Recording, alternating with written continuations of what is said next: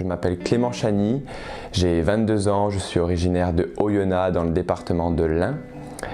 Et voilà, je vais vous raconter 22 années mouvementées, mais tellement bonnes aujourd'hui parce que j'ai expérimenté vraiment des choses extraordinaires et qui sont accessibles à tous.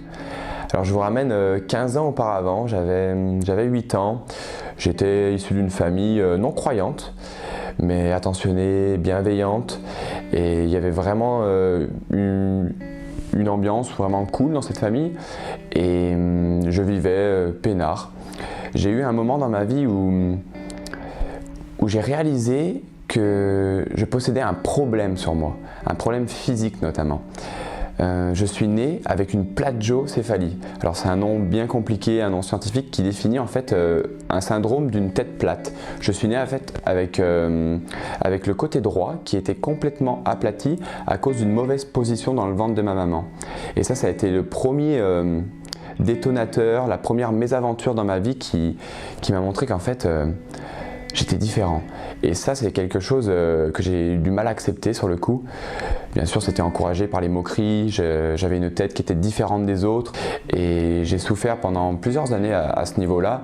J'avais un manque de confiance en moi, j'avais du mal à parler, j'avais du mal à relationner avec les gens, j'avais du mal à vraiment trouver ma place dans ce monde. Il est arrivé le lycée, les premiers échecs, à la fois amoureux et scolaires. J'avais une perte d'orientation, j'avais une perte de sentiments, j'avais du mal encore à trouver ma place. Bien sûr, c'était agrémenté par ce fait que je ne m'acceptais pas.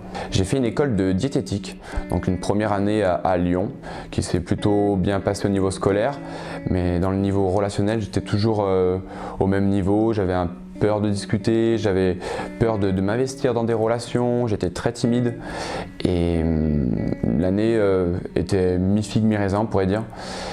Et c'est à ce moment-là où dans ma vie, j'ai eu ce déclic au fond de moi, comme une révélation. Vous savez, la révélation, c'est quand même quelque chose qui nous prend aux tripes, c'est quelque chose qui est là, qui est présent et qui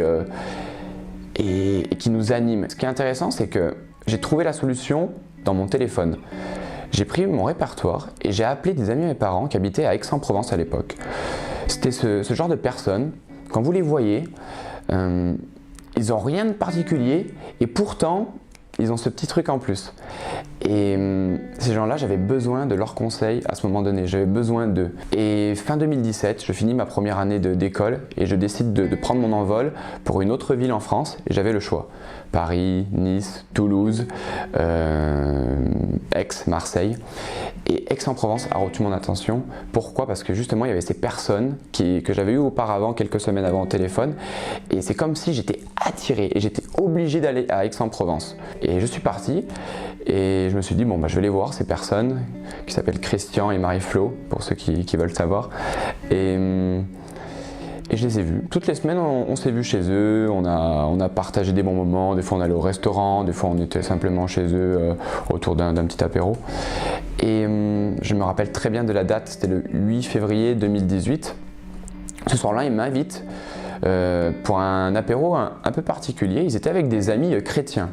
Alors, chrétien, moi à l'époque, c'est-à-dire il y a 1 an et demi, on m'aurait demandé la définition, je ne savais même pas ce que ça voulait dire chrétien. Et ils me racontent l'histoire alors de l'évangile, pareil, je ne connaissais pas. Au moment où ils m'ont dit cette histoire, il y a quelque chose d'extraordinaire qui s'est passé, c'est que au fond de moi, j'ai compris que j'étais pécheur. Alors, pécheur, c'est un bien grand mot pour dire qu'en fait, on a raté le but, on a raté la cible dans notre vie.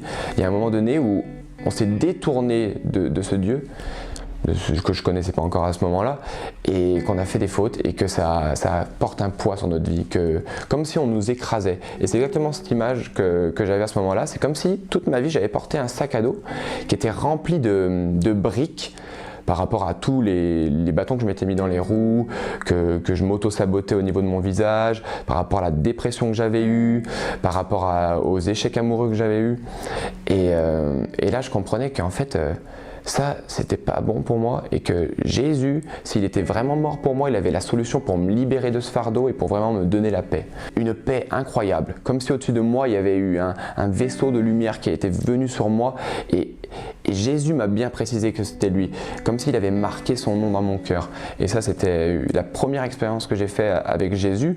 J'ai pas fait une expérience religieuse, j'ai fait une expérience d'amour surnaturel dans mon cœur. Et vraiment, ça a changé mon cœur le soir même. Et j'ai vu des choses vraiment extraordinaires suite à ça. Moi qui en fait était le garçon timide, on m'a commencé à me proposer de parler dans les églises, de prêcher et devant des dizaines, des centaines de personnes. Et ma timidité est partie au fur et à mesure.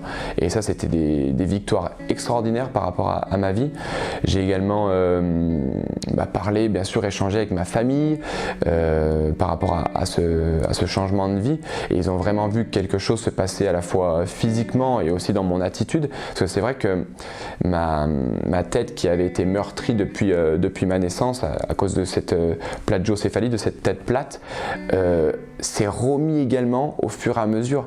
Et les gens ne voyaient plus, me disaient: je ne vois plus que tu as un déséquilibre au niveau de la tête. Et même moi aujourd'hui, je peux dire, et on le voit certainement sur la vidéo, que c'est revenu à la norme. Vous savez, quand on arrive à Jésus, c'est comme si en fait on était une page remplie voilà, t'as fait ça, t'as fait ça, t'as fait ça, t'as fait ça. Et Jésus, il te passe dans le scanner et tu ressors tout blanc. Et tu ressors une nouvelle créature, remis à zéro.